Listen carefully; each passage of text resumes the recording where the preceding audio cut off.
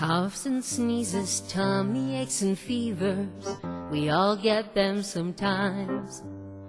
Ouches and bumps, the measles and the mumps, we all get these sometimes.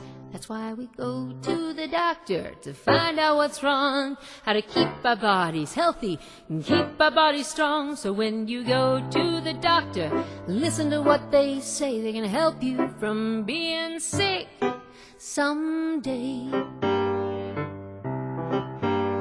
Colds and itchy feet, a case of too much sweets, we all get these sometimes.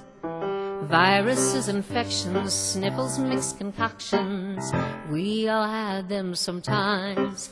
That's why you go to the doctor to find out what's wrong, how to keep our bodies healthy and keep our bodies strong. So when you go to the doctor, listen to what they say. They can help you from being sick someday. Chicken pox, the flu, a sore throat or two, we all get these sometimes. Lots of little things, sometimes a little bee sting, you know we get these sometimes. That's why we go to the doctor to find out what's wrong, how to keep our bodies healthy and keep our bodies strong. So when you go to the doctor, listen to what they say. They can help you from being sick someday.